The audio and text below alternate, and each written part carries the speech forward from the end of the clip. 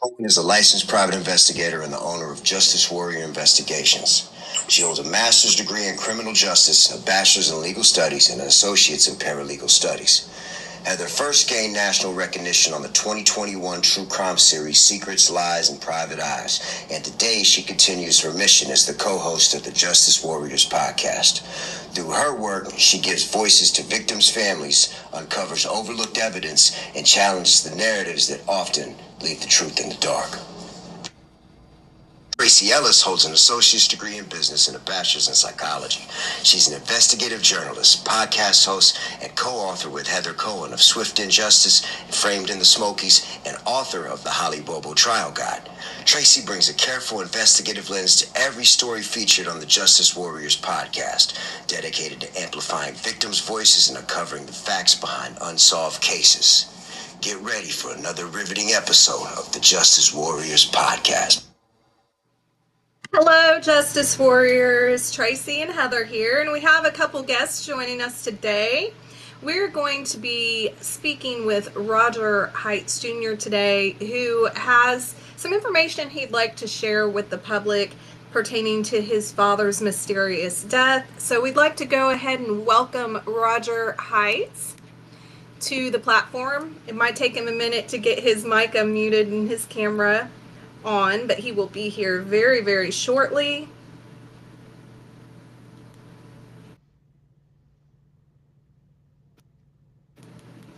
You coming, Roger?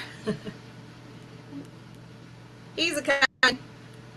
Susie Smith will also be joining us, but we did this one just a little bit different.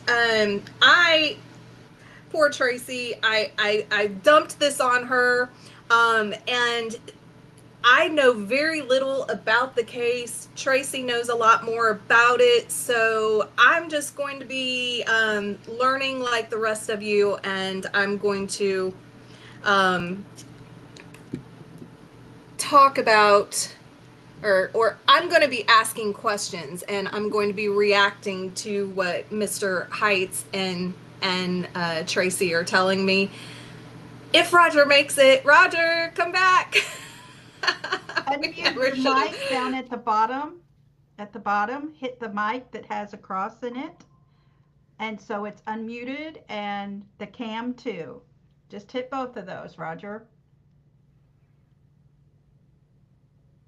Go ahead and give us a little brief while we're waiting on him. Well, I purposely, you know me, I like to get my father was.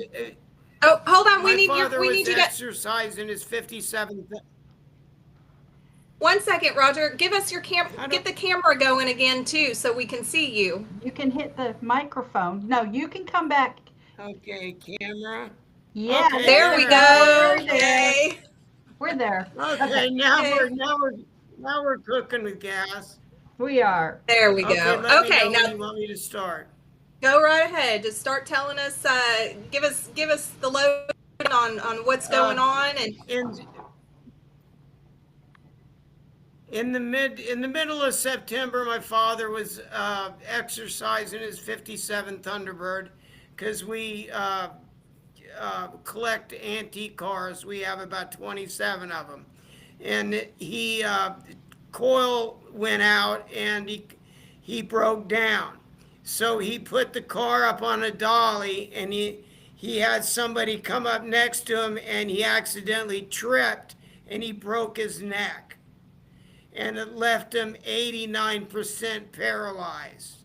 Now, can you tell us what is your father's name and what is your father's name? Roger J. Heights Sr. Okay, Roger J. Heights Sr. And where did this happen? This happened in Roseville, Minnesota, 4 miles to the border of Canada. Okay, and what year? You said September, but what year?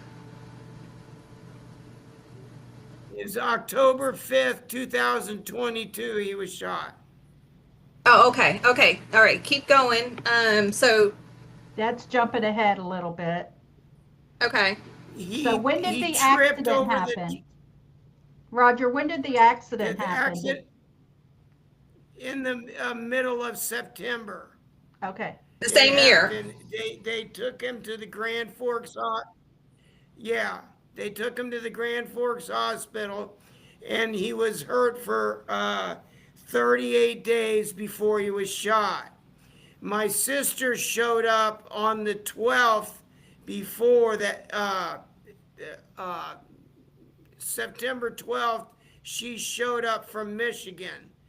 And from the time she got there, she made the nurse, who was my father's fourth wife, feel very uncomfortable and not wanted, not talking about important stuff and taking care of business. My father was, like I said, he was a quite wealthy man. He quit school in ninth grade, retired a millionaire at the age of 40. He put on a 5,000 square foot roof on a year and a half before he died. He was very active. Uh, the 38, my sister showed up on the 12th, ran his nurse off that he was paying privately, and that was his fourth wife, and she is a caretaker. She ran her off. It made her so upset and made her feel so unwanted that she just had to leave, and she was accusing her of lies and just making her mad, so she left. Okay, so what exactly was? Next week, my dad. Can we expand on that just a little bit? I need to know some details. What exactly was your sister doing that was making them uncomfortable? What was happening? What was she saying and doing? Not talking about the important stuff about his health. It was all financial, and made Debbie feel unwanted and just like was driving her away. In her And heart, Debbie I is mean, who? she was married to my dad for six. She was married Okay. to my dad for 16 years. There was no reason for her to treat her like that. But Okay. she got her so upset, she left. Well, 9 days, 8 days later, my dad checked out of the hospital against medical advice. 4 days later, had a bullet in he got shot.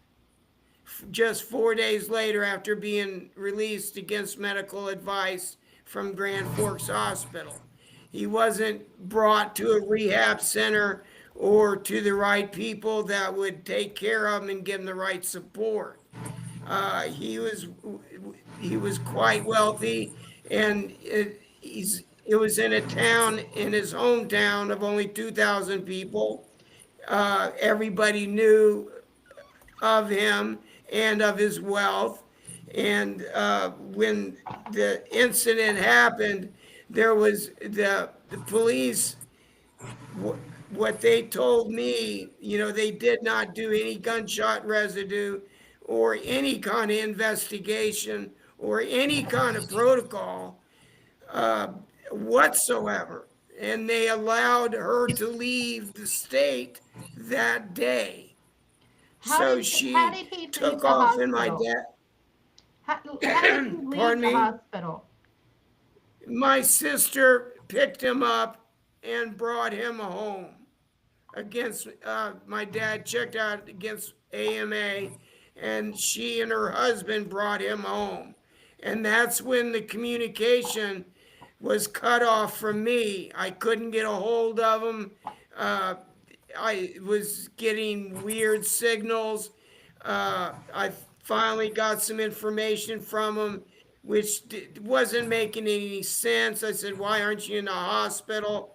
Uh, it's the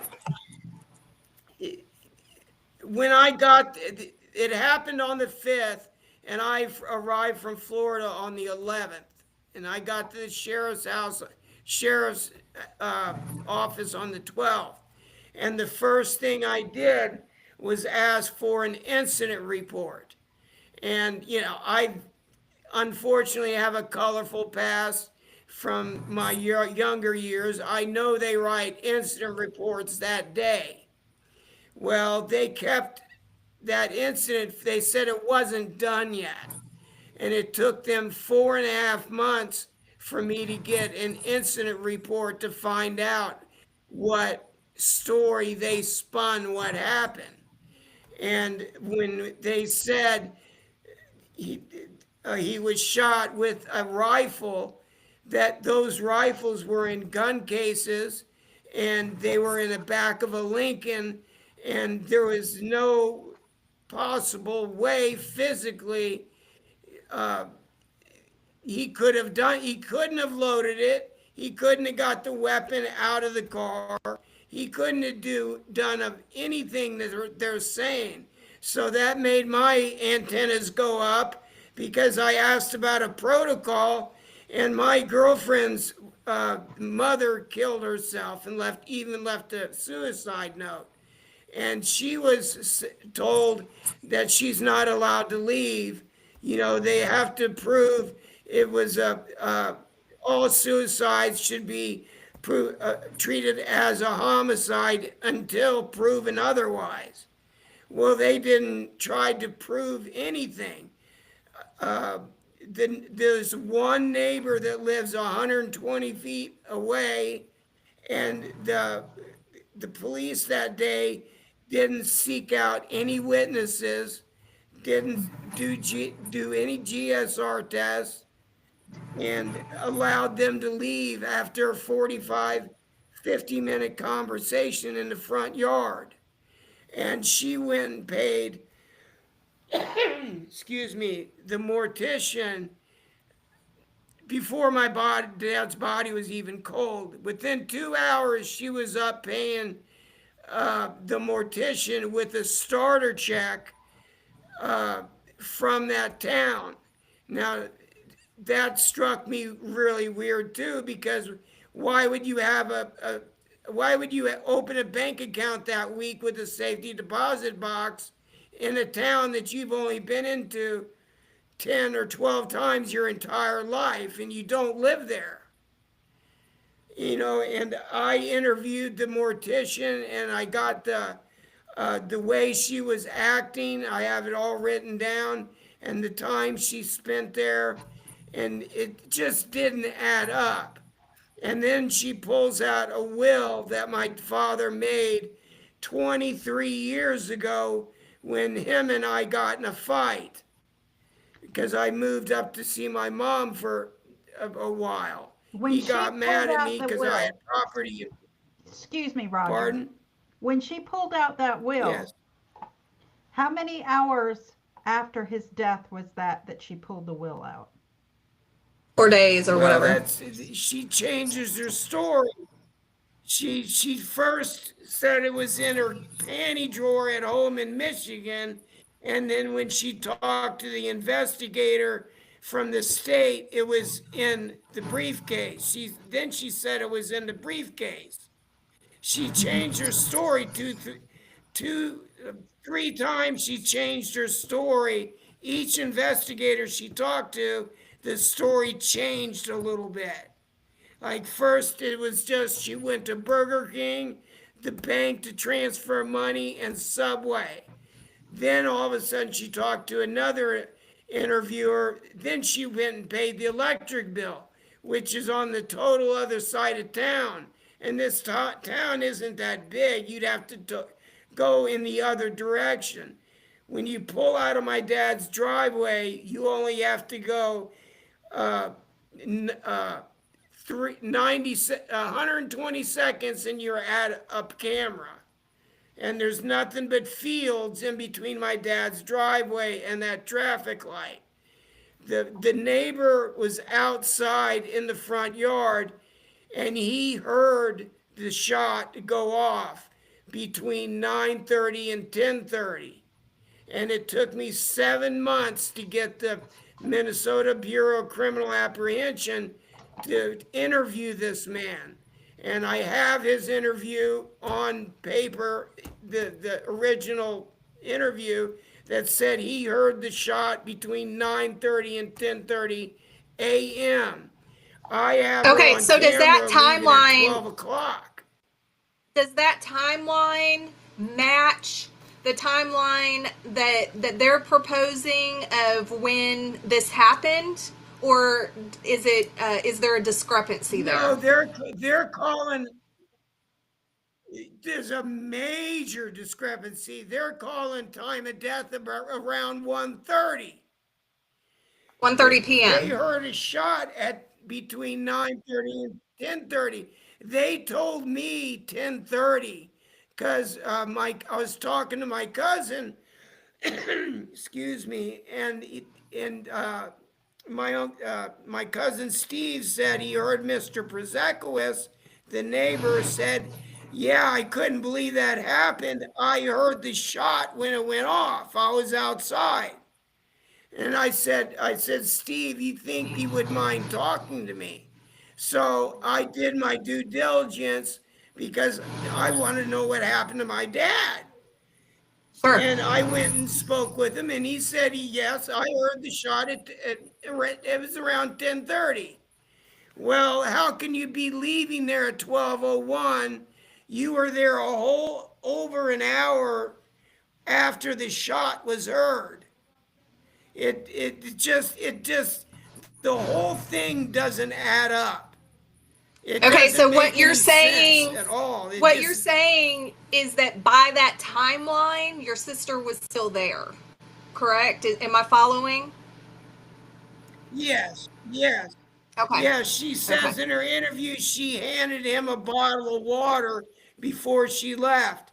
That would have been impossible because the shot was heard at 10:30 and they didn't leave until 12:01 p.m. Okay. She had to gather her composure to get her alibi straight so she could run around town and get her alibi. And if you read the in the Minnesota BCA interview, you would see where it says it. Mr. Przekowicz said he heard somebody talking. I got it sitting right in front of me that he heard somebody talking and he heard a shot between 9:30 and 10:30 a.m. And these Okay. people are so honest. That's why he said 9:30, 10:30, because he wanted to make sure that he was absolutely accurate. He Now, was not going to say, was she alone in the house with him? no, she was with her husband. My sister couldn't load a gun if she tried. My sister's husband, they're both so greedy. It's not funny. It's horrific. Uh, my dad did not make it a secret that he did not trust this man and didn't like this man. And Is that documented they anywhere? didn't Do you investigate. Well, he told every relative that, and the police didn't do any victimology, or they would have found that out. If you would have done the victimology and followed the last 72 hours of his life or 96 hours, they would have known all this. It's just like that day. If they would have walked next door and talked to the neighbor, they would have found out what time they heard the shot. Then they would have seen the CCTV, and they would have seen right then and there it didn't add up. And they Okay. shouldn't have been allowed to leave town 5 hours later. They left they left for Minneapolis to retain an attorney in Minneapolis that day. Five Okay, and hours later, they were what was on the their road purpose? leaving. What was their purpose to retain the attorney? Was it to get money, or was it for defense, just in case they were accused? What type of attorney? Because the will, when my dad made the will out, he was mad at me and he took me out of the will. And my father and I restored about 14 of those antique cars. There's probably over $800,000 worth of antique cars and 26,000 square feet of warehouse space with cranes, backhoes, and a 240-acre ranch and about 8 mortgages. $6-7 million is a hell of a motive. And with So plenty did of opportunity and the means to do this. so did your sister I don't receive did your sister receive everything that your father left behind, or was it divided up between her and other people? every no, every grain of sand she took. Dad bought this condo that I'm at now in Florida. He bought it so I would be safe and have a roof over my head. I got the first phone call and communication from her in 2.5 years. I got it last Thursday. And she said very rudely in a voicemail, I even kept it saved. This place is hers. This is mine. You have to leave. You have to get out. She's like trying to erase me from my dad's family now. And that And wasn't done by an I attorney. That was not done by an attorney. It no, was done no, through not her. yet. And I don't know what Florida laws are as far as domicile. Do you have an attorney? Well, my father's been paying the taxes for the over 7 years, and because I'm on disability, he's been paying the taxes and the HOA fees for me, and that's well provable Do because you he have a paid real them in estate cash. attorney? Have you consulted a Have you real estate consulted a real attorney? estate attorney? I'm I'm in the process of doing that, but my sister is she's delusional. The way she thinks, she's like has no empathy. She's like a sociopath. She didn't even talk to any of the family before she left town after this happened. Not a word or any kind of explanation. Oh, he just dies and they just take off in his truck. It's just people don't act like that. I mean, if they act like that, they're hiding something. If somebody gets shot like that and it doesn't make sense and they couldn't answer their questions if they were asked the right ones, I would get out of town, Dodge as fast as possible. And that's what they Let me did ask you do. this. Let me ask you this. Is she aware of your suspicions of what really happened to your father? Have you ever spoken with her or confronted her about that? Yes. Okay. So Well, that's I probably why texted her she's. because she won't talk to. Yeah, she won't talk to any of the family. My cousin, all my cousins, and everybody. My dad told everybody he bought this for me. It's well known by everybody in my family. And that's one of the reasons why I think she will not talk with anybody. She's just being silent. I mean, for two and a half years go by and I don't even get a phone call to give me any kind of instructions or nothing. I had a leak in the wall here in the shower, and it was like pulling tooth to get her to do some maintenance inside of this condo.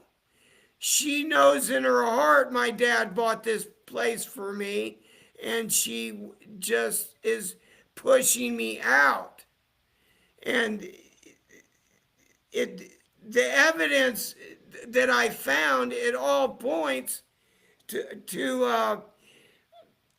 to to her husband that was either he assisted my father or he did it himself. My dad, I set my father up with Kay Smiley, and they went out for 12 years. And when I went up there, I got my dad's phone from the mortician, and it still had drops of blood on it. And so I was able to call everybody my dad talked to the last 72 hours. And I was able to talk to Kay.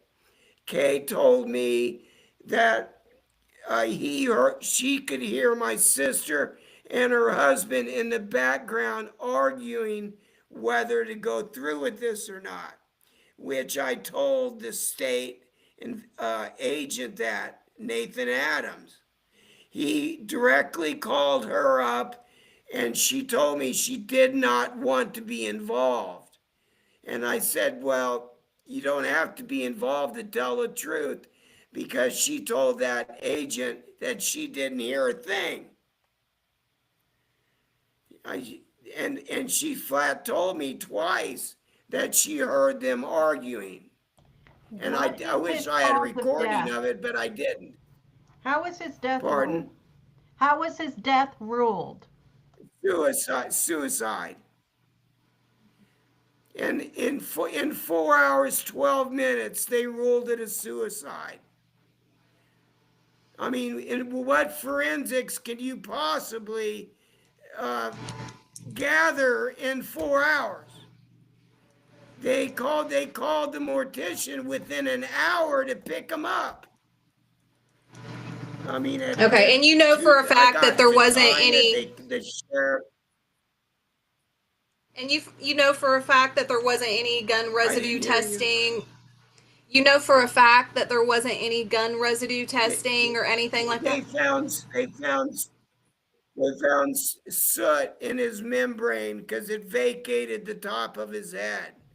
Because you got to understand the size of the gun that did this. It was a 30-30 Marlin with a 180 grain hollow point. And it was just leaning against the wheelchair. And that gun it's my rifle. I had 4 of them I gave to my dad to hold because I didn't want them in Florida. And it has such a kick and such power, it would never in a million years just be leaning against the wheelchair.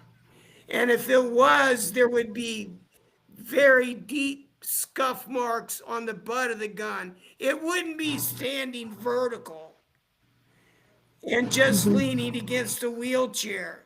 He couldn't even have got it. He couldn't have got the keys. And he told the police that my father was thinking about selling some guns. That's the story that he spun to the police. And that would have been the last thing on my father's mind. He was just injured 38 days prior. Right. He was just home for 4 days. He talked to the bank down here, and they made arrangements with the bank to send me some money to help me with my license, and the rest of the money I was going to be up there by the 1st. So she knew I was headed up there pretty quick. And if I would have been there, this wouldn't have happened. So they had to act fast. That's why I believe this happened only 4 days after they brought him home from the hospital. How did he get to the hospital? How did he get there? In that small town, I think they flew him there. Okay, so he got there by authorities, not by your sister. No, she wasn't even there. She lives in Michigan. When did she come down? She just showed up. When did she show up? She showed up on the 12th and drove Debbie away by the 14th, and then even had my father file a report of theft against his 4th wife. I mean, this woman was married to him for 16 years. She wouldn't be stealing from him. What was she accused of stealing?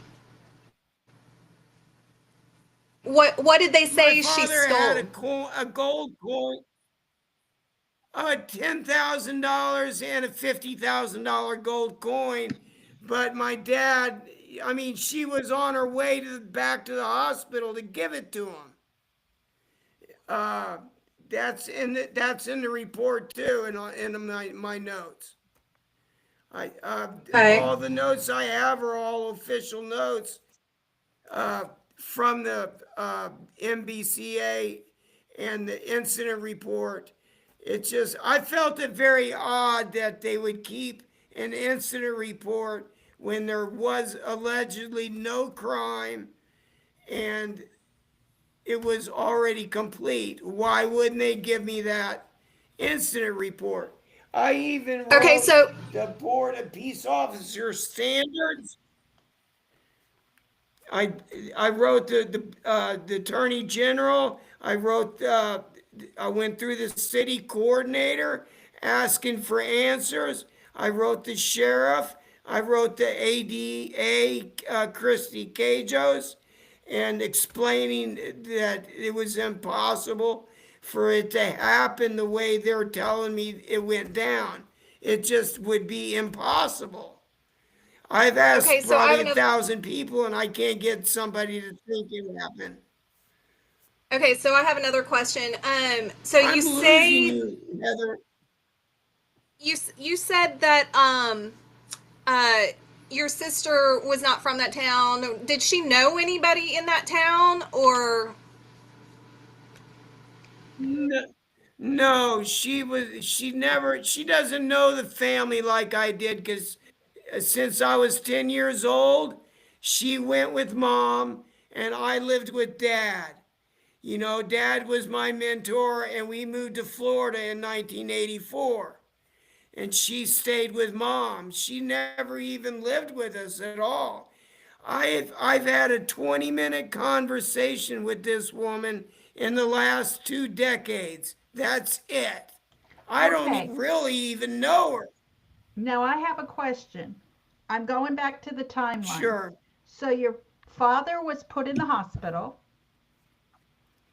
Yes. and how many days from the time he was admitted into the hospital was it until she came down?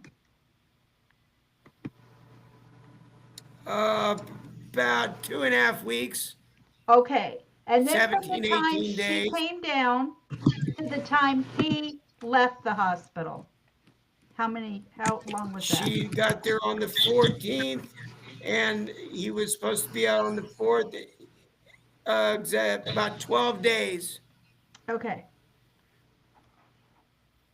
got it. And so? they had, the family was amazed that they didn't take him directly to the rehab center where he would have been looked at and got the proper care and not taken home. You know, I was on a ventilator for 38 days. I know how it is to be paralyzed and learn how to walk again. You should be around people that give you hope and give you encouragement, not person that's just wanting you out of the picture so we can have all your cars and all your property and all your money. And Right. that's exactly what she had in her mind. You know, I mean, there's it people does that will make swear sense. and go under oath. So, um, I'm not an attorney, but I do know that I believe the statute of limitations, unless it's different in Florida, the statute of limitations for a wrongful death suit is typically a year. So I think that your time is up for that. But obviously, Well, there is no it's statute for murder. well, it's Um, it's 3 years for assisted suicide, but it stops when you leave the state. oh, that stops So tolling. it keeps Right. you from Okay. committing a fel. Yeah, so it stops a person from committing a felony and leaving the state and staying away until the statute of limitations run out. Okay. So there still could be liable. Okay. Okay. Um, It's just, I mean, I've got all the proof to prove. I've got all the proof that the timeline doesn't work out, and they lied to agents on the incident report, and they lied to state agents. I mean, it's literally in their statements, in their interviews, excuse me, of her lying. It's that provable, but they're Right. ignoring me. The Okay, the so the I incident know. report, if you read the Have I read it? um, Tracy, did you I read it? lost you. Now I can hear you. Tracy, you've read the incident report? I more than likely I read there was a lot of information that was Yeah. handed over, so yes, I Right, did know it. right, right. So I know that you had inquired about hiring me as a private investigator in your dad's case. But I advise that that I'm not licensed in that state. So I wouldn't be able to do it without, Yes. getting licensed. But have you talked to an attorney? Have you talked to other private investigators that are licensed in that state? Um, where are you at with Yeah, I that? talked to one private investor. He was too expensive, and he didn't seem like he wanted to go against that sheriff's department. And the attorney I talked to says it's hard for me to do anything if they weren't charged. If they were charged and had anything to do with his death, then I could go for wrongful death or some kind of get something done. I Okay. still have some time left, but I'm running out of time, Okay. and you just can't do what they did and expect it not these lies not to catch up to them when the lies are in their reports. Right. How can they Right. I overlook understand. lies that are in their own reports? They Okay. broke their Well, own Minnesota protocols. They, I mean, how can a sheriff do that?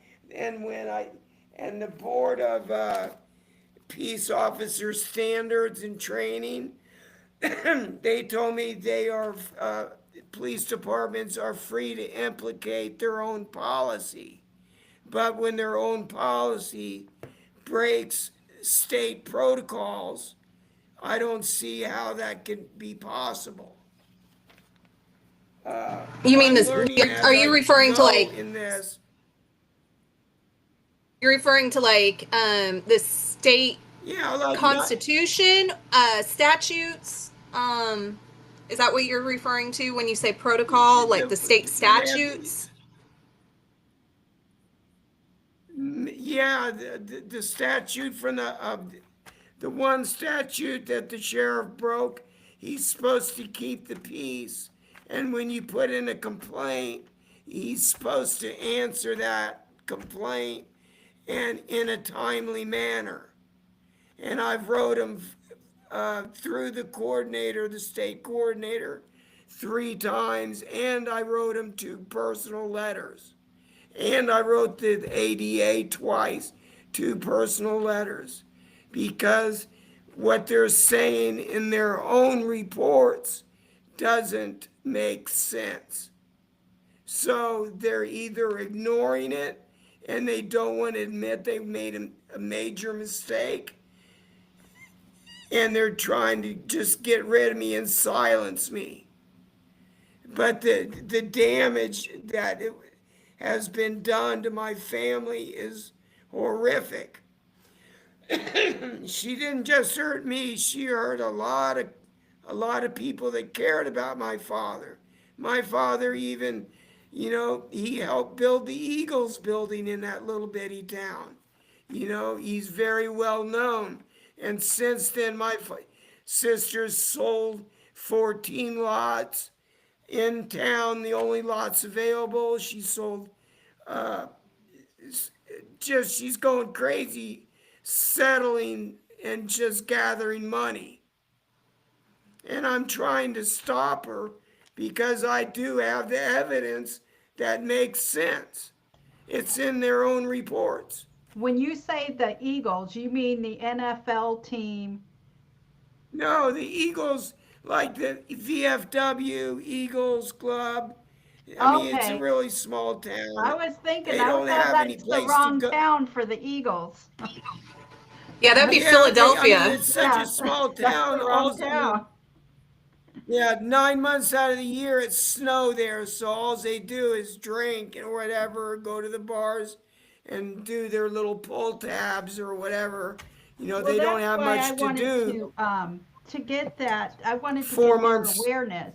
I wanted them to help be aware of what was going on. That Yeah, whoever. when this happened, uh, before I even got the incident report, I put an ad in the paper with 5 facts that they did not do and what they're supposed to do. And that's under Roseau Times Region, and it's headline demanding accountability. And they put it in the paper. And that's what made the police mad at me. And it's not hard to, when you call somebody out on a mistake of this caliber, it's not going to make them very happy. They really dropped the ball in this case. I told them, they laughed at me in the office when I said, well, what protocol did you follow? Did you do anything? Did you check any victimology? What did they do before that day or the 72 hours? Who did he talk to? And they did not follow anything. They closed that in 4 hours, 9 minutes, closed suicide.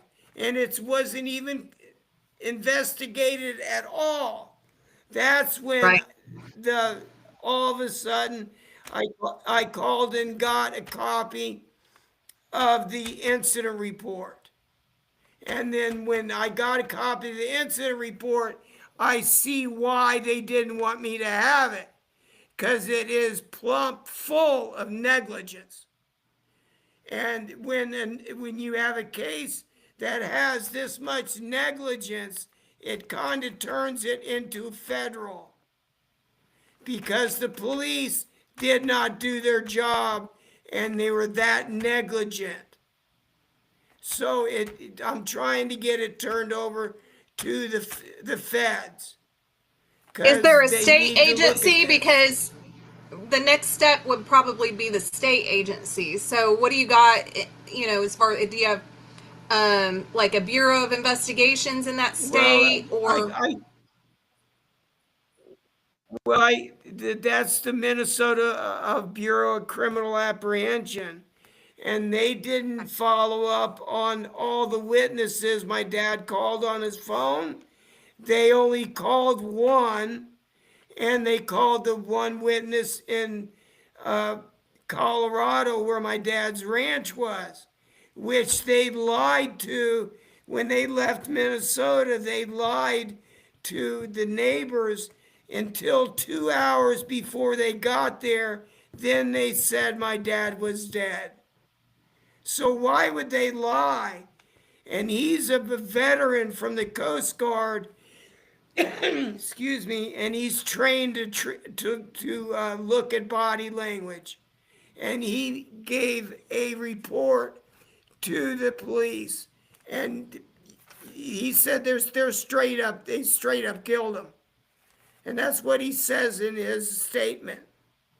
And so the next thing to do would go to be the MBCA, but they acted like they were wanting to cover it up too, because their office is in Bemidji, which is only an hour from there, and that place is so close knit. They're going to cover each other's back a little bit. Right. Right. Well, Tracy and There's I definitely this understand that.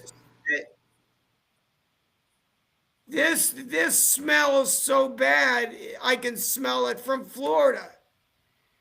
Yeah. And Yeah. fractured my family in a way that I don't know if they'll never recover from this. This will be talked about So for hundreds of years.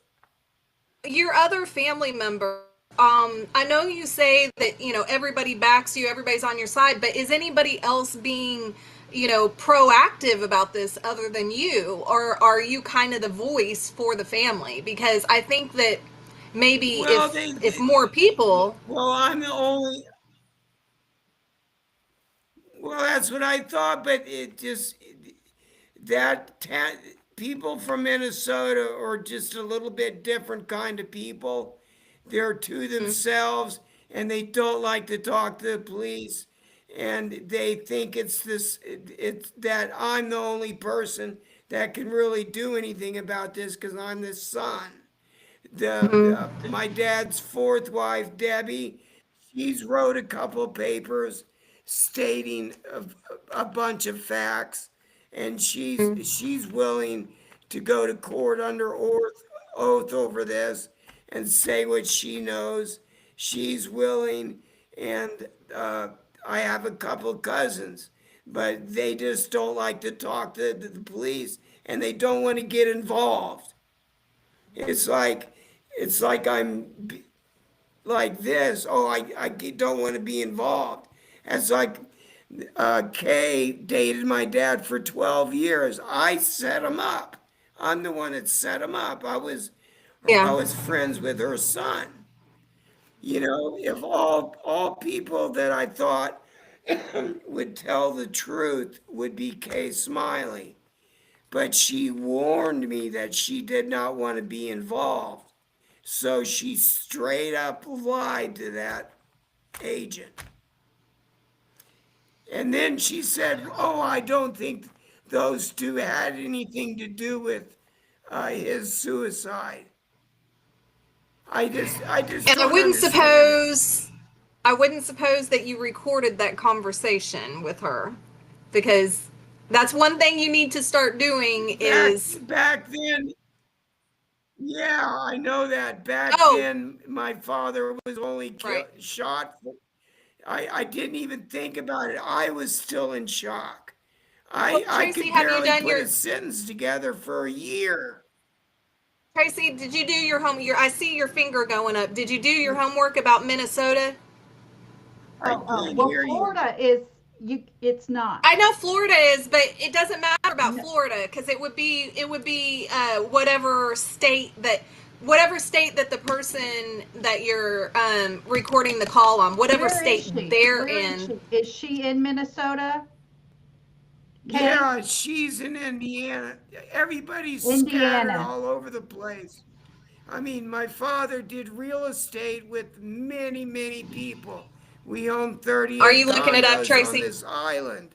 So So we have friends that are behind me in Massachusetts, Oh, Indiana, okay, here we two go. people in Indiana.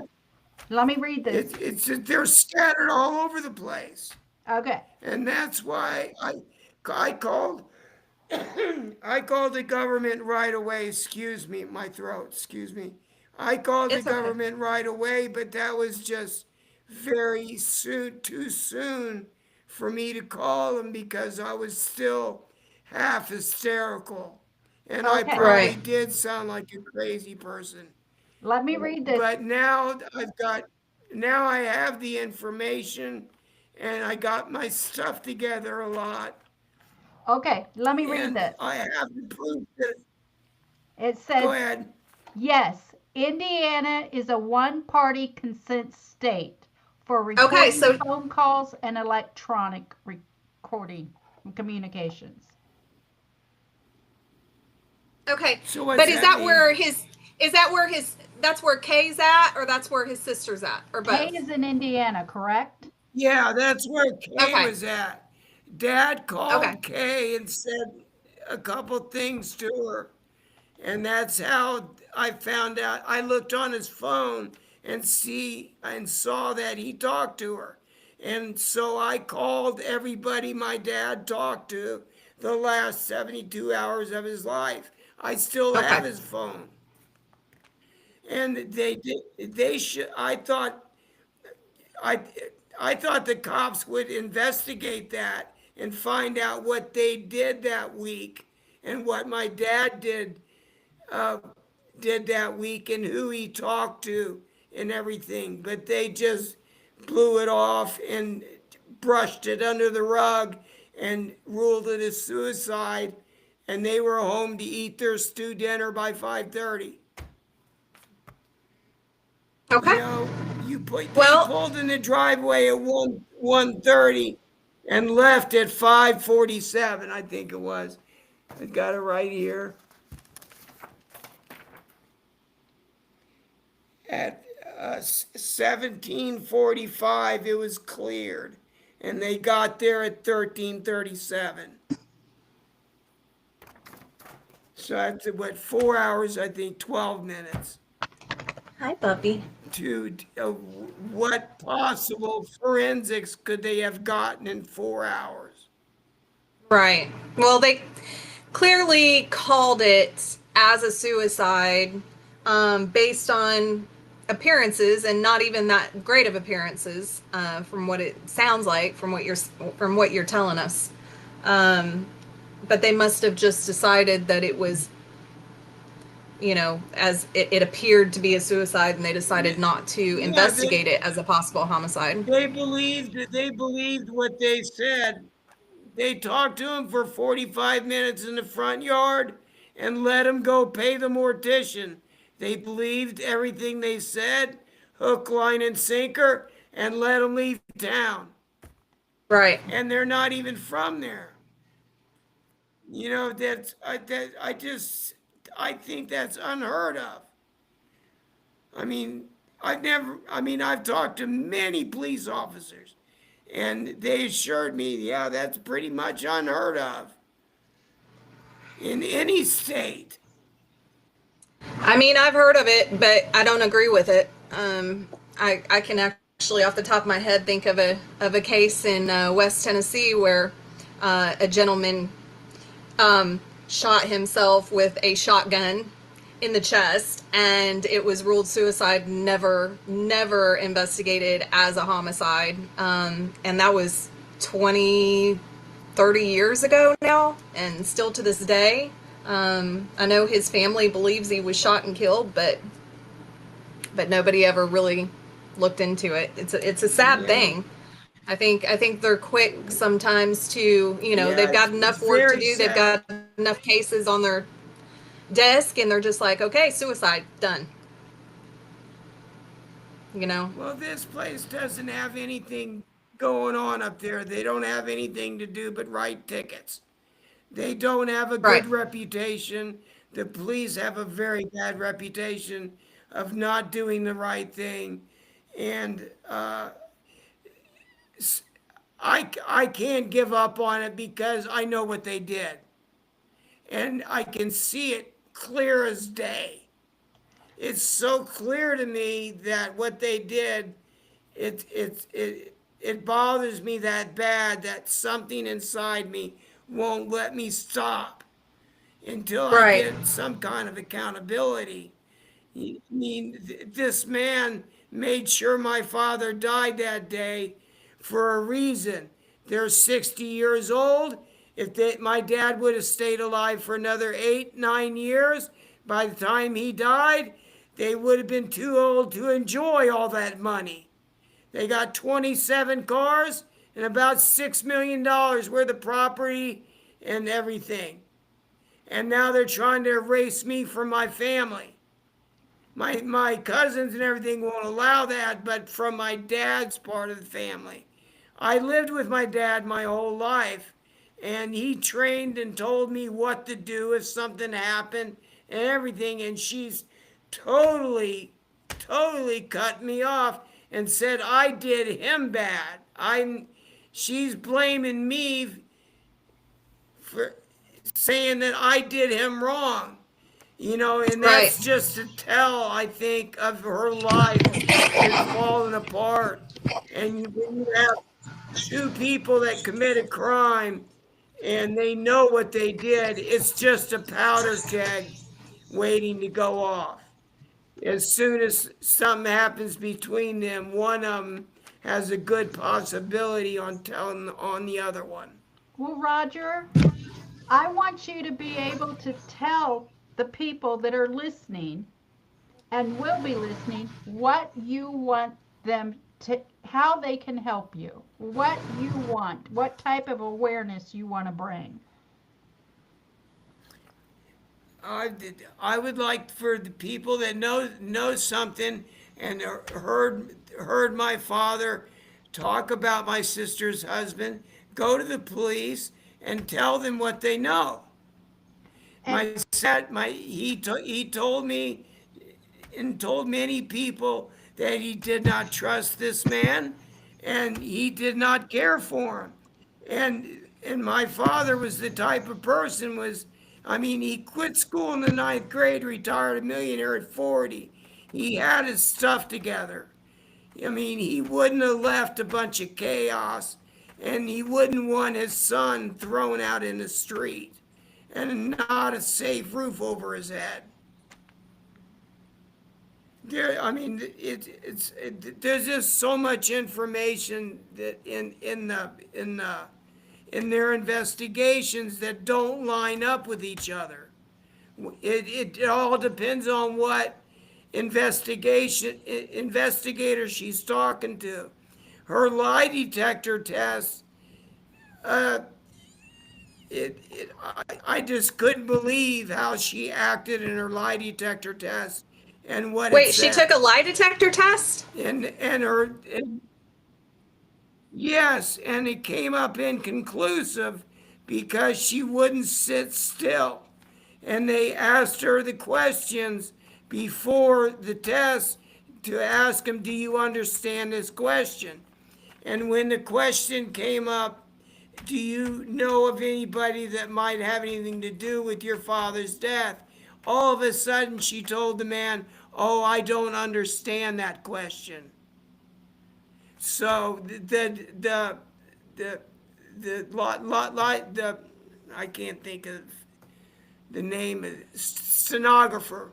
The stenographer did a very good job of writing down her body language, writing down everything, and came up with an inconclusive.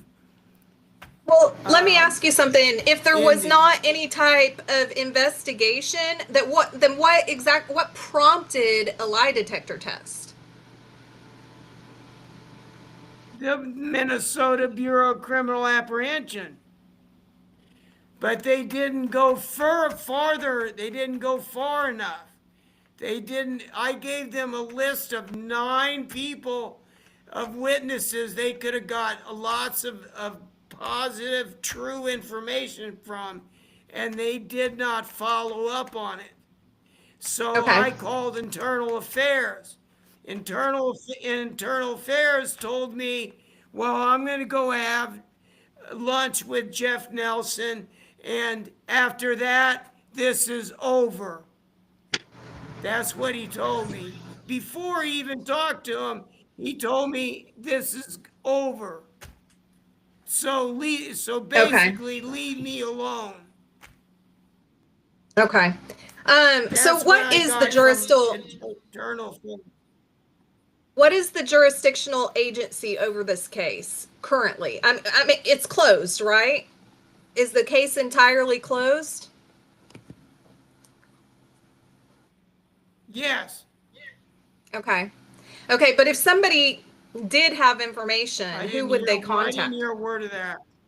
If somebody did have information, who I would they don't contact? know. That's who I'm trying.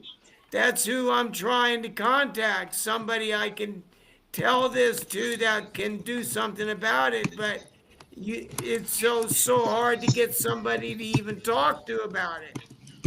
Okay. I'm 2,000 miles away, and I don't have a license, and I don't have much money. So I'm trying everything under the sun to get attention to this, And all my father's friends are begging me not to stop because, you know, they know this smells so bad it's not funny. Somebody's somebody did some grimy stuff here.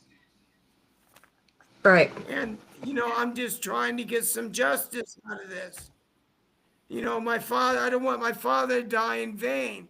They totally lied to me about how my father died. My father couldn't have died that way because he could not have physically done it.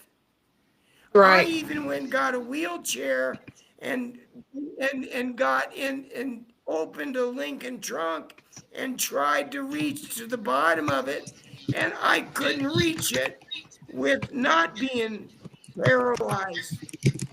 I sent you a video that he couldn't even put a plastic spoon to his mouth. How is that Right. man going to unzip a gun case, load a lever action 30-30 Marlin, and wheel himself outside and shoot himself in the manner he did? It's Right. totally impossible. Okay. All right. Well, I'll tell you what, we are going to continue to talk to people, and we'll continue to look in the case. And I just put our email address and contact information up there for anybody that does have information in this case. We're more than willing to collect that information and help you to get it into the right hands. Since there isn't an open case and a jurisdictional agency. But we'll go ahead and unless you have anything else that you would like to add, Roger, we'll go ahead and wrap it up. I have so much here. I get a little confused, and I would need more time, and it's just it's more complicated and more to this than I've told you. I mean, if you understand. I actually understand. read both those reports, you would understand. Yeah, I understand. There's a lot to it. A lot of moving parts. Tracy, take yourself off of mute. Yes, yes. And our listeners have not read the reports. So that's why we ask you to to tell what was in the reports because Right. they haven't. So you telling it with your own voice is very helpful to them. And I hope they will reach out. I'm asking you all to reach out to us and give us any information you have, even if you don't think it's information. Reach out to us, even if you just say Right. hi, I mean, because just a little bit goes a long way. yeah, just Yes. sometimes, you didn't, most of the time, you don't get caught doing the crime. You get caught covering it up. What they did True. afterwards is what's going to get them caught. And I do believe that. And there's a such thing as karma. And what doesn't come out in the wash comes out in the rinse. The truth Right. will be out. Because, Correct. you get two people that commit a crime, there's static there. One has something on the other one. So we'll see what happens. And I'm going to do everything I can to make sure the right thing happens. I understand. And I want All to right. Well, thank you Roger, for giving me the opportunity you're to. so welcome. And we might be able to come back and do a follow up, a part 2 at a later date. But we'll go ahead and wrap up now, and we will pray for you, Roger, Yes. and pray for you to get your answers and everything that you need for your, for peace. Okay, Tracy, if I can send you some emails, it's not to get a reply. A lot of times it's just to feed information. Okay, I appreciate So it. All right, guys. thank you, Go ahead and Heather, and thank you, thank Tracy. you. And then Thank you. Have a good day. you can just And I unmute hope yourself. I hope you feel better, Heather. I heard you fell ill. Oh, I do. Thank you. I'm feeling much better. It was just a couple days last week were rough, but all right, Okay. guys, we are wrapping it up. And if you have any information, please reach out to us. And we're gonna go ahead and, as usual, play our song. We'll take questions in the chat, and we love you and keep fighting for justice. Bye. Okay. Thank you very much.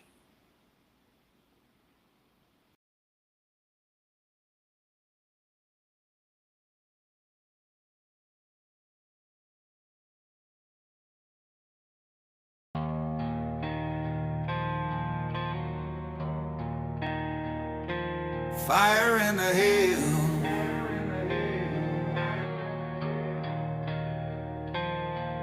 in the pines of Idaho, Weaver built his stand. A cabin for his family, a rifle in his hand. Entrapment on a shotgun, the marshals laid the snare. They marked him as an outlaw for choosing to live there. August brought the fire, Sam Weaver hit the ground. His dog was shot beside him, no warning, just a sound. Vicky stood with baby in the cabin door that day. A sniper's round from Horiuchi took her life away. Yeah, the hills turned red, the news turned black, but the Justice Department never looked back. Down in Texas, Koresh preached the end of days. Families gathered faithful in their holy place. But Ross and Cam were whispering to the press, calling them a cult so the feds could make a mess. NBC cameras fear on replay, the ATF itching for a raid that day. Helicopters swarming, tanks broken, children crying loud through the smoke within. Janet Reno's pen made the order true, but Clinton's hand signed the raid through. 82 bodies in the fire remain, charred in the chapel while America was shamed. And the flames rose high, the nation wept, but the broadcast told the lies they kept. The truck exploded, children gone, but one man's face couldn't stand alone. Witnesses whispered of a second hand, a shadow fleeing through the dust and sand. The papers wrote McVeigh bold and clean, but survivors swore there was more unseen. Guided by forces he could never name, a fall guy chosen for a deeper game. A pale horse rider on the radio waves, William Cooper spoke of the graves. Ruby Ridge, Waco, the lies they spun. He warned the world what was still to come. False flags rising, freedom betrayed. 9/11 visions in the words he laid. Branded a madman, hunted, despised, but the truth he told still burns in our eyes. November night, Arizona ground, police at his door, shots rang out loud. Silenced his voice, but the